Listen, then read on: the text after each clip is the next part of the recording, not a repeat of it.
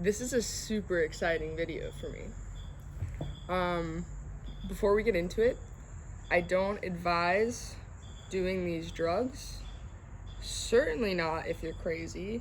I do not do them anymore.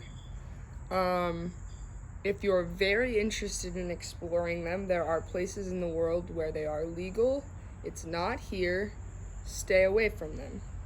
In no way am I encouraging that. Now that being said, let's talk about the time I did DMT, because it was only once. It was kind of like 3 times in one night, really spaced apart. But I only blasted off once, and that's what we're going to talk about. So, just like dosage-wise, I didn't actually weigh out this dose, but had to have been at least 115 milligrams, probably more, probably like 120 or 130, which is way too much, by the way. If you're thinking to yourself, what should you do the first time?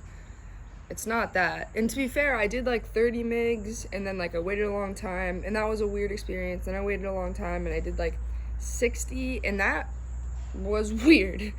Don't get me wrong, I saw some things and it was weird, but I knew I didn't blast off. So the next time I just basically took at least double what I did the time before, and we were doing it freebase in a dab rig. And I swirled that shit in there, man, and as soon as I started to inhale, I knew something was But so here's what happened.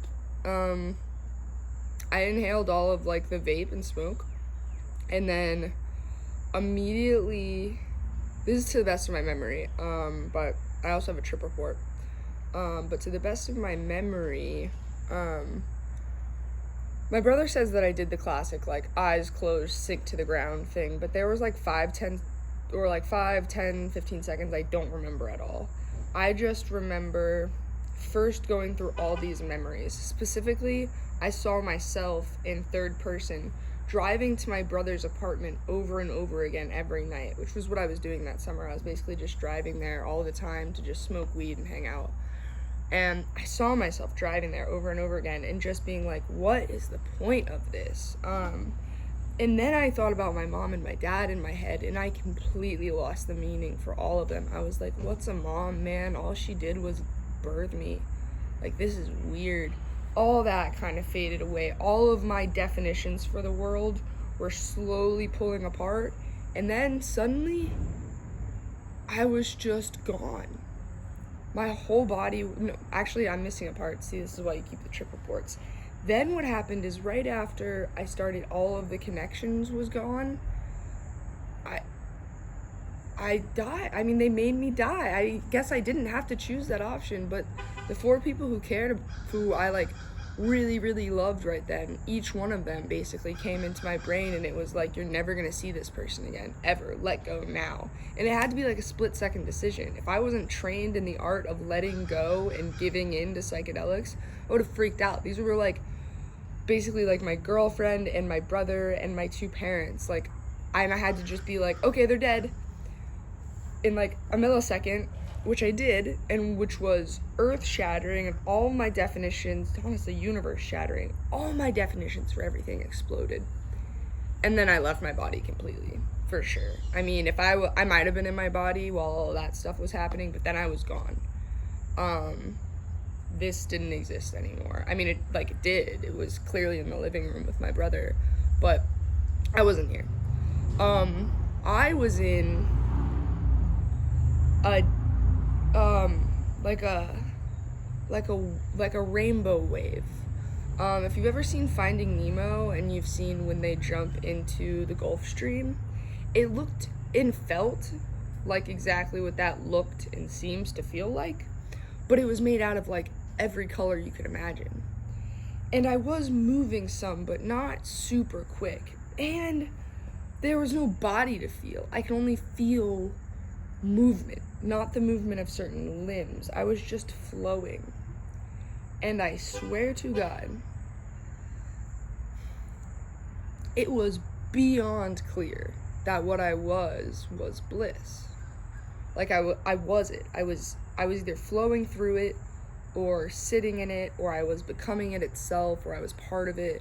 But what I experienced right then wasn't just the feeling of bliss. Bitches, I was bliss. And I was gone. That's a really daunting part of this too. Any other time I've taken a psychedelic like mushrooms or LSD, which I've taken high doses of, you get a sense that reality is made up or magical or symbolic, and you can get far out, man, okay? And I'm sure on things like salvia, which I have not done, you can really leave your body. But on things like mushrooms, I've never had a deep out-of-body experience, like where I know, okay, I'm alive and my body is not here. DMT made that extremely clear, that you could be a spirit and a body separately. And number two, guys, it wasn't in this universe. Whatever we perceive as this, I wasn't just in the air. I know it. I didn't just like go into the sky or near the moon or whatever. I was not here. Whatever this place is, including the sun, including the other galaxies, including the things we've seen, my soul was not inside of any of that. I guarantee it. I have like complete faith in that. When I came back, I think I paced around the apartment for like, oh God, it must have been at least like 20 minutes just being like, what the fuck was that? Like I said those words over and over again, just pacing back and forth. I was like, what the fuck was that? Because I had taken enough trips, but I had never been somewhere outside of the universe. And also, that feeling I had, that bliss, is not only more serene and amazing than anything I've ever felt, but it's like the degree to which it's so much higher and not exactly pleasure, but just joy than anything else I've ever done. It's astronomically different. It felt like being inside of, there's no comparison. It better than being inside of like I have no words for it. Besides that I was bliss. I was absolute, there was, but when I came down, I was not okay, to be frank. The world did not seem real. I did not feel real. My brother didn't feel like a brother exactly. It took me a long time for all the definitions of the world to fall back in place.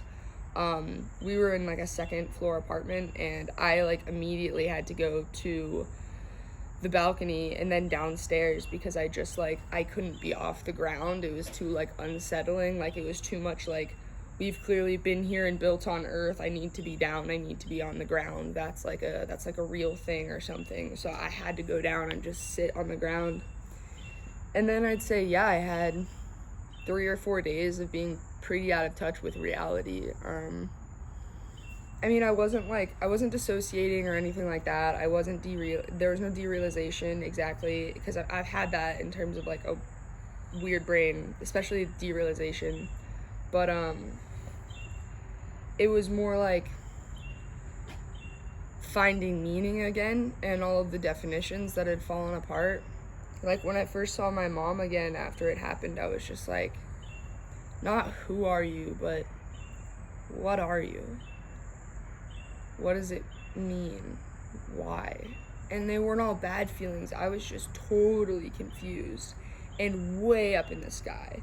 It took me, at least 3 days to come down. I'd say 4 or 5 to really feel like I was like a normal person again.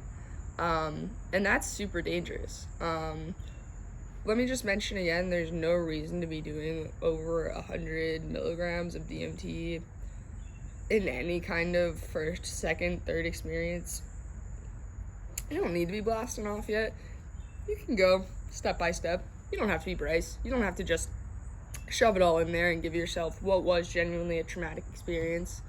I wouldn't do that. In fact, I advise against it completely. But that being said,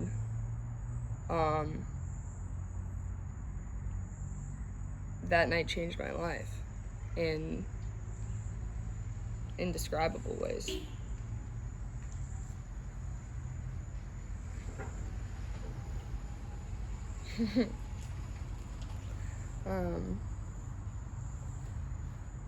Yeah, I'll never be the same person. And I warn people about that when they talk to me about DMT, because just like how doing psychedelics, especially if you cross a certain threshold, but even starting, you're really not going to be the same person. You just have to accept that what this is fundamentally is going to change you some. But was DMT a real slap in the face with that lesson? I'll never be the same. I learned far, far too much in that 3-4 minutes. So much so that I literally haven't done it again.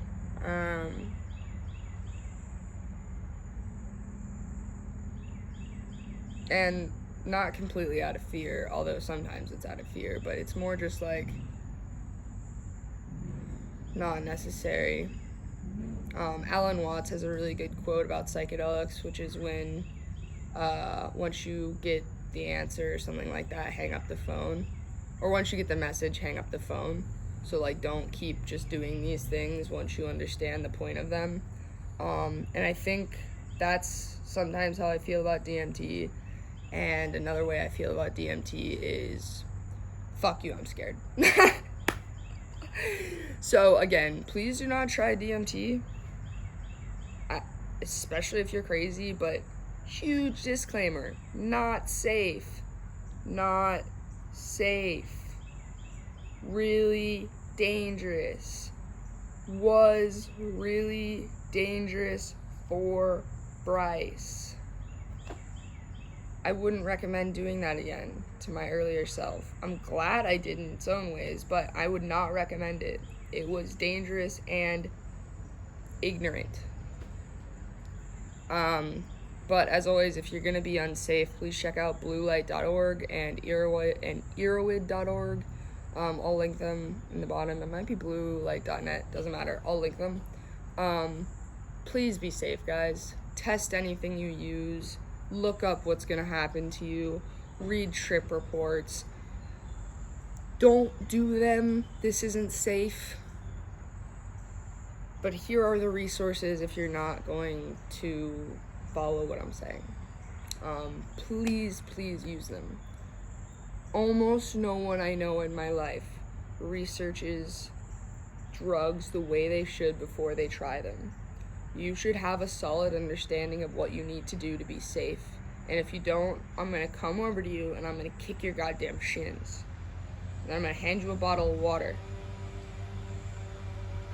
Anyway, that's what it was like when I did DMT, at least when I really blasted off.